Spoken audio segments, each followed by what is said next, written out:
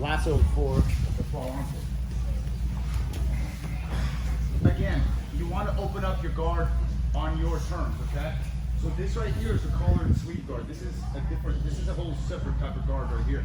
So what I do is I go here, push out, knee on the hips, and now you have a collar and sleeve guard. Very important is I don't want to push him too far away, but I don't want him to jam my hips and knees either. Also, I want to keep my hips up because I need to be able to move from one side to the other, and now I'm compromising his arm. Typically, they'll start pulling that arm back, okay? And I can begin to move, as you see here, right in the triangle. So this is collar and sleeve guard, but the feet on the hips enable your hips to move. My lower back is not on the mat, okay? So once again, your guard is like your front entry door at your house. It should only open on your terms. As I pull them down, hips, feet on the hips, and you see how my hips can swivel, okay? As I pull them in, I want my right knee by his left shoulder, and I'm pulling this arm because he's got a problem here. He's got to pull this arm out. Yes, and he'll put that left arm down, and I will grab the sleeve right here. Because in order for him to pull this arm even effectively, he has to use his left hand and plant it somewhere. Okay? So we go this way.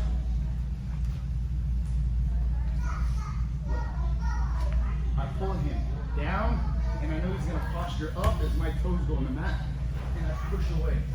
Left foot on the hip, and then immediately go in here. Okay? I'm pulling him in and pushing my knee into his shoulder. In order for him to pull this right arm back, he needs to plant that. Exactly. So I can switch right here. Okay? From here, I have spider guard. From here, I have lasso. Okay? And then we have various lasso sweeps, half guard, and all that kind of stuff right here. Okay? So you have to keep in mind that this collar and sleeve guard is a primary guard. And how does it work? Remember this? Off the scissor sweep here. Okay? It's basically the same opening. So as I'm here and my hips are up, my feet are on his hips, I monitor the arm because if his left hand goes too low and tries to push that foot off the hip, you have very easy triangle setups. But you have to be aware of what's going on. So now we're going to insert the lasso. And we're going to do it step by step. And now you can see my toes on the mat. It's not the foot, not the heel, my toes. Now, push, hip, and I slide back in. Hip, puts his hand there. And I'm going to move my hip out this way, push him away. And my left leg goes under his far armpit as I push him up. And get here. And now you can begin to staple this arm, and be here. Okay.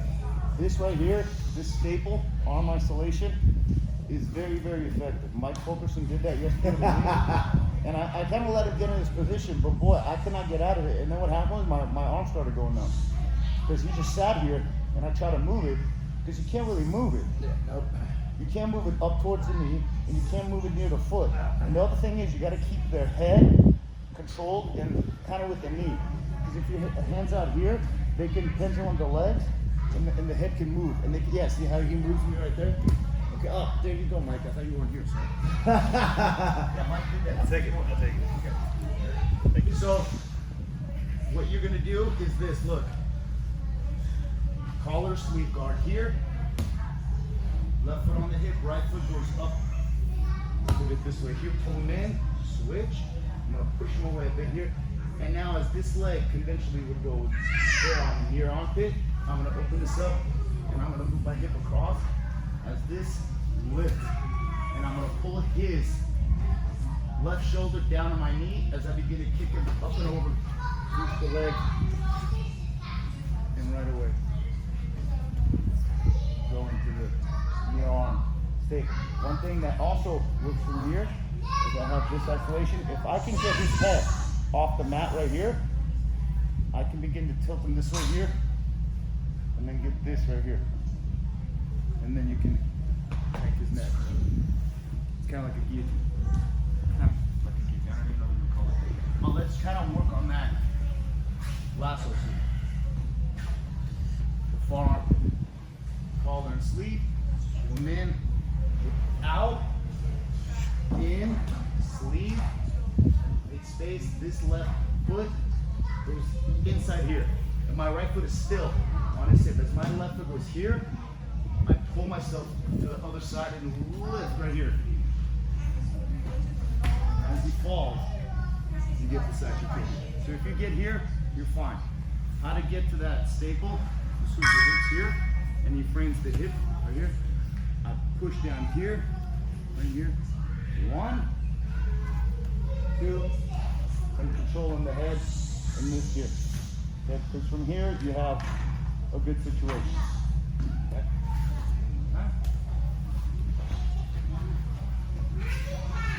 Collar, sleeve, you're gonna pull, push, hit,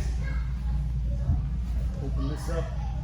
And you see how as I insert it, my knee's bent, but my right foot is moving my hip this way as I'm pulling, and my left leg is pushing him.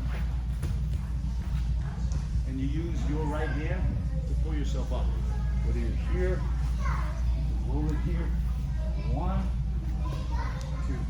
And then you can also plant north south. Does that make sense, guys? So let's do one last time.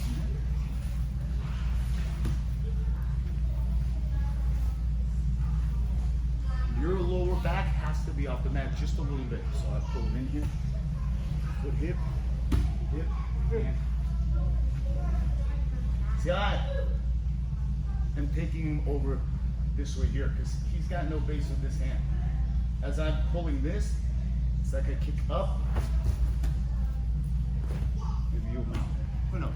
And if you mount, you're gonna go here, here.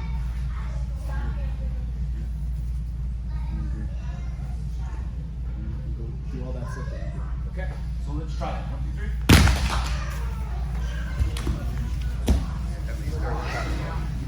What? Oh, it goes up there. That's awesome. Never seen it done on the forearm.